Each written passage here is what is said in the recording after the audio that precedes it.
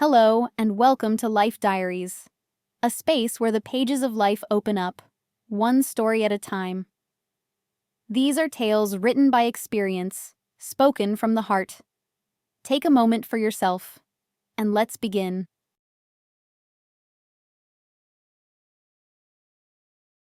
Veronica's morning started unusually early. More precisely, not the morning, but her journey to school. Mom drove her, as was often the case. Yesterday they had argued with her father again, and a sleepless night prompted her mother to leave early. She needed to drop off her daughter quickly so she could spend the whole day at a friend's, savoring the details of the family drama. A familiar scenario. Veronica went up to the second floor and stopped by the door of the right classroom. A strange figure in dark clothes stood by the window. Ah, that must be the new girl. Exactly. Yesterday, Ronnie had caught a glimpse of the teacher talking to her. Well, she looks nice. I should get to know her. There was just a spot open in their group. Paige had recently moved to another city, and now they needed another friend. Now Veronica would size her up, see how she carried herself, and decide if this girl was suitable for the role of a new friend. Ronnie confidently walked up to the window. Hi, I'm Veronica. You're new, right? I saw you yesterday. What's your name? The girl flinched and hunched slightly at the address, but seeing Veronica's friendly smile, she smiled back timidly. Hi. Yes, I'm new. My name is Camilla. Her voice was quiet, but surprisingly melodious. Veronica thought the name Camilla was very suitable for their circle, and they would teach her to speak louder. Where are you from? Moved, probably? Or did your parents divorce? Why did you transfer to this school specifically? Camilla answered modestly. No, I'm not from another city and my parents didn't divorce. My father isn't alive. I live with my mom. I transferred because this school is closer to home. It's more convenient. Veronica nodded understandingly. Uh-huh, I see. That's great. I understand you. I live far away myself. It's such a hassle commuting back and forth every day. But I almost always get a ride. Either mom or dad. If they're arguing, then mom. If they've made up, dad. All sorts of things happen. Does your mom have a car? Camilla looked away. No, mom doesn't have a license. Oh, that's bad. She should get one. It's such a time now. Every woman should know how to drive. Let her get it, and then she can teach you. I'll get my license right away when I'm 18. I already told my dad. He promised to buy me a car as soon as I get it. Can't wait. Camilla glanced sideways at Veronica and smiled faintly. Yes, driving a car is great. I want to learn too. Veronica adjusted a lock of hair. What iPhone do you have? The 12th or the 13th? I hope not the 13th, because I only have the 12th. I want to be the first one to get the 13th. I don't have a phone. I lost it. Mom hasn't bought a new one yet. Not yet. Camilla mumbled awkwardly. Oh, great. I hope she doesn't buy you one this week, because Dad promised to buy me the 13th iPhone on Saturday, and then you can buy one too. They stood and talked, mostly Veronica speaking, while Camilla listened with undisguised admiration. Ronnie noticed this. Great. The new girl is perfectly suitable for the role of a new friend. Soon, other classmates started arriving. Veronica took the new girl under her wing, introducing her to everyone. Everyone treated Camilla kindly. The bell rang soon, and Veronica seated Camilla next to her. The day went wonderfully. Camilla quickly found common ground with everyone. She beamed with happiness, having found so many new friends, and everyone treated her simply wonderfully. Ronnie invited Camilla over on Saturday. A pajama party with friends was planned, a kind of initiation for the new girl. It turned out that Camilla was an excellent artist. And one boy, Ethan, promised to bring her some special pencils his father had brought from abroad. He really liked Camilla, and he was trying to win her favor with an expensive gift. They're so cool, you'll see. I have 2 boxes, I'll give you one. If you like them, you can order more. Your mom can order them. I'll tell you how it's done later. My dad explained it to me. Ethan hovered around Camilla all day. The girl felt on top of the world because everything was going so well. She had been so afraid of transferring to a new school, especially this one, quite prestigious, where many children from wealthy families studied. For about a month, everything was fine. The classmates treated the new girl warmly. They didn't ask too many questions, and about her mother, Camilla mentioned that she ran a cleaning company, but in another city. Nobody was surprised. Many parents had businesses not only in other cities, but also countries. But then something happened that fundamentally changed the classmates' attitude towards Camilla. It happened exactly a month and a half after her arrival. The 7th lesson was underway. They were let out 10 minutes early. Camilla ran to the restroom. Veronica and her friends said they would come later. They needed to talk to the teacher about retaking the last test. It was Friday. The school was almost empty. When Camilla dropped her backpack and entered the adjoining room with the stalls, she bumped into a cleaner in the doorway. The thin woman dropped an empty bucket in fright when Camilla ran into her. Camilla cried out and crouched down to pick up the rags that had fallen from the woman's hands. The woman had an exhausted look. Deep wrinkles crossed her forehead. But they weren't from age.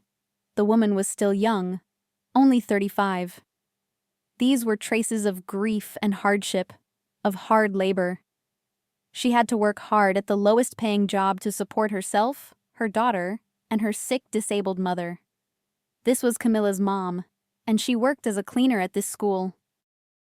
"Oh, sweetie, they asked me to come in earlier today. I need to prepare the assembly hall for the holiday." Camilla frowned and hissed angrily. "I asked you not to call me sweetie here. You promised. You said you would pretend we didn't know each other. Please, don't let this happen again." "Mom? Is that your mom?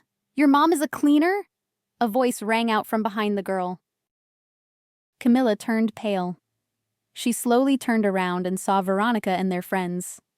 The girls' eyes widened as they looked at Camilla, and then they looked at Camilla's mother from head to toe with contempt and disgust, noting every detail of her shabby appearance.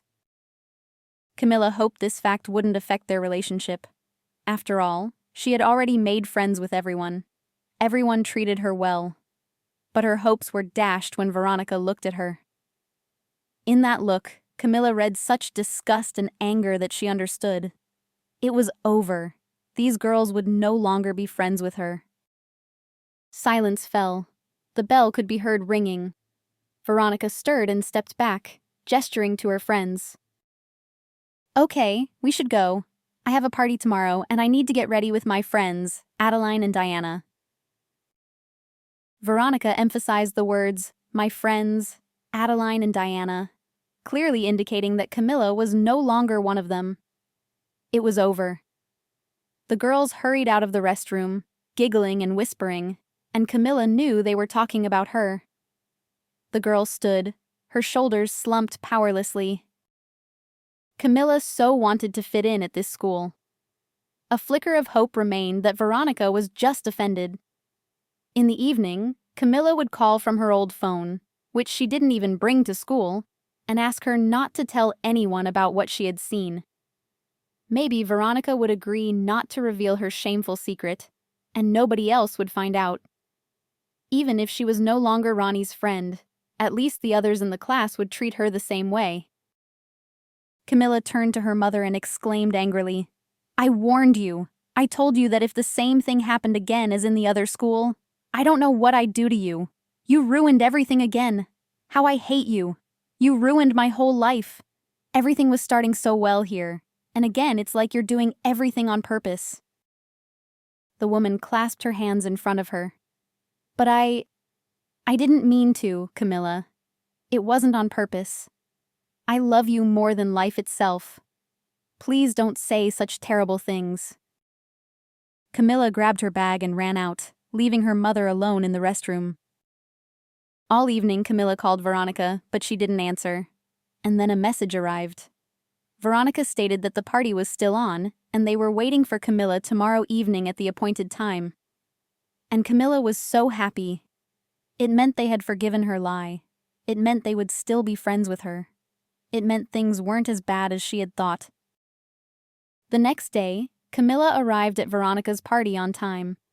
She had prepared a whole speech to convince everyone that the fact her mother was a cleaner didn't mean anything. She wanted to tell her story, that her father was rich and loved her mother very much. He wanted to marry her. Then Camilla would have been the daughter of wealthy parents. But a tragedy happened. Camilla's father, along with his parents, died in an accident. Her father's uncle took all the property, and her mother was left with nothing. No fiancé, no education, no means, only a sick mother and a future daughter. The girls should understand that Camilla was not to blame for their way of life and poverty. But one of the most terrible disappointments awaited the girl. If she had known what awaited her, she would never have gone to that party. When Veronica led her into the house, Camilla saw that all her classmates were gathered there. She immediately felt something was wrong. They weren't supposed to be there. The party was planned only for friends. Everyone looked at Camilla and was silent. Camilla turned pale. She couldn't even speak. Her mouth was so dry. She wanted to run, but her feet felt rooted. And then Camilla heard Veronica's voice. "Attention, dear friends. I would like to introduce the new girl to you again. Our acquaintance began with a lie, and today I want to correct that. Today, only the truth will be told." Camilla looked at Veronica and shook her head slightly. Her pleading gaze seemed capable of piercing a heart. But Veronica looked at her mockingly and loudly proclaimed, looking her straight in the eyes, "Meet Camilla, the daughter of our school's floor washer, the cleaner, the queen of the toilets, the cleaning company business lady. Welcome to our modest party in my modest dwelling. Oh, toilet princess, daughter of a wretched and dirty beggar." Everyone laughed loudly and together, pointing at her and whispering. Absolutely everyone looked at her with disgust. Veronica had managed to turn the whole class against her. Camilla stepped back, unable to bear it any longer. She turned to leave quickly before she started crying, when she heard behind her, go on, get out of here. You don't belong here. You have no right to relax and have fun in decent homes where respectable people gather. You should just be cleaning toilets, like your mother. Although, if you want, you can clean my toilet, I'll even pay you." Veronica was shouting this. The classmates heard everything and laughed at Camilla, many agreeing with Veronica. Camilla ran out of the house. She ran for about 5 minutes, and only when she was far enough away did she slow to a walk, and then stopped altogether in the middle of the street. There were no tears, although at Veronica's house she had been ready to burst into tears. Now the tears had gone somewhere deep inside. Something had happened to Camilla. She suddenly understood how insignificant the people around her were, because nothing mattered to them except money. They were so wretched that compared to them, her mother was simply an angel, a queen, the richest woman in the world in spirit. And this woman had managed to raise a strong spirit in Camilla. And Camilla would no longer chase after these nobodies, seek their friendship and approval, try to become one of them. She would become herself, and she would achieve great success. She would no longer beg her mother to transfer her to another school. She was no longer afraid. Now she was on her own, and no hurtful word or action would reach its target anymore, because Camilla was no longer susceptible to it. Now she would go home, apologize to her mom, and tell her how much she loved her. And then she would go to this school again and pay no attention to anything. She was sure she could handle it, because her heart was now hidden behind a stone wall that no one could break through and hurt her. 15 years passed. It was another class reunion anniversary. This year, the former 11th A class gathered almost in full force.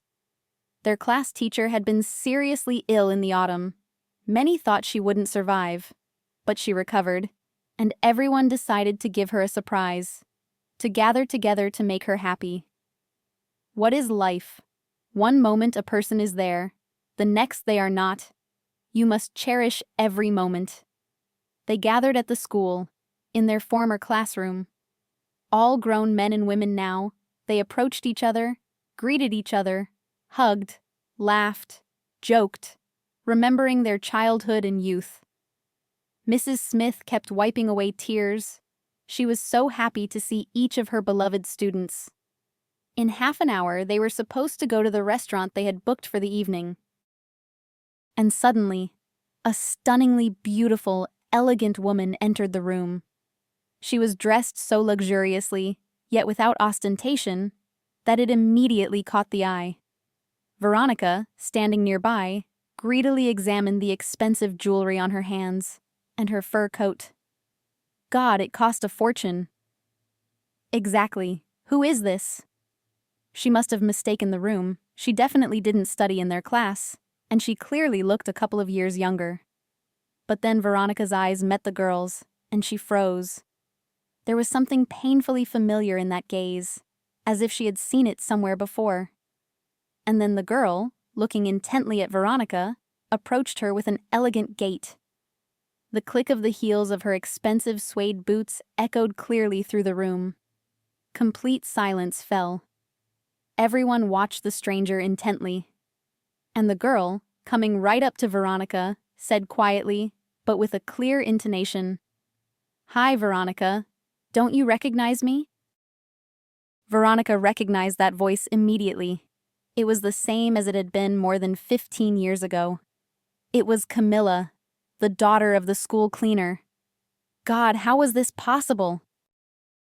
"Camilla," Veronica whispered uncertainly and fell silent, not knowing what to add.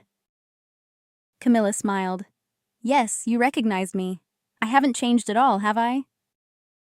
Veronica didn't reply, and Camilla turned away from her and walked over to the teacher. Mrs. Smith hugged the girl, and they talked for about 5 minutes. All this time, Ethan couldn't take his eyes off Camilla. He remembered how he had demanded his gift back, his pencils, when he found out who Camilla was. He hadn't wanted to do it then. He was in love, but he acted at the insistence of his classmates. If he had defended Camilla then, he would have become an outcast himself. He had been a coward. When Camilla finished talking with Mrs. Smith, several other classmates approached her. Everyone asked questions cautiously, afraid to speak, but curiosity overcame fear. They learned that Camilla lived in America, had been married for 8 years to a very wealthy American, and Camilla herself was not struggling financially. She was a successful and popular designer. She had even been shown on television. But now she had her husband's last name, so they wouldn't have recognized her anyway. She worked with very famous people and sometimes attended prestigious events. She was even acquainted with some Hollywood stars. Her mom had been living with her in America for a long time. Camilla had bought her a house, and the woman had happily remarried. Camilla hadn't specifically planned to come to the reunion, but it happened that she had flown to Moscow for a few days and decided to visit her hometown for one day. Everyone was shocked by what they heard. How could this be? How had she managed to reach such heights? After all, she was just the daughter of a cleaner. She grew up in poverty. No one in the entire class had anything close to what she had now, not even those whose parents were very rich. Many, on the contrary, hadn't achieved much success and lived ordinary, average lives. And many female classmates had married simple guys who didn't have a penny to their name. And Camilla had achieved everything, starting with nothing, and even moved her mother to America. Some asked how she had managed it, but Camilla didn't go into detail. She just repeated, "I worked very hard and paid no attention to anyone who tried to humiliate me. However, you all know this from school. That's when I stopped being ashamed of my mother, when I accepted myself and my background. I realized I could achieve anything I wanted. And so it happened. There's no secret." When everyone was ready to go to the restaurant, Ethan approached Camilla and said quietly, "Come with us to the restaurant. I've already called a taxi." But Camilla shook her head. No, I can't. Even if I wanted to. My flight is in an hour, and I need to go to the airport. A car is already waiting at the school. I have to go. Ethan walked Camilla to the car. The driver waited patiently. When she approached, he opened the back door. All the classmates watched this scene, and many were so envious they couldn't even hide it. But Camilla paid no attention to anyone. She extended her hand to Ethan, and he shook it. "Will I ever see you again?" he asked hopefully. Camilla smiled sadly and shook her head. "No, probably not. Nothing ties me to this city. I just flew in today on an impulse. Now I realize I shouldn't do this again. Goodbye." Camilla was about to get into the car. For a second, she hesitated and turned back to Ethan. "Ethan, thank you for the pencils. Even though you took them back later, they played a significant role in my life. Thank you for everything, even for the complete ignore. I was once in love with you, and I'm glad we never got to be together. I wouldn't be as happy as I am now. Goodbye." And Camilla got into the car, leaving Ethan. He watched the departing car for a long time, and even when the car disappeared around the bend, he was still looking in that direction. He thought about the girl he had once been in love with, and who had now, in 40 minutes, left a big mark on his heart.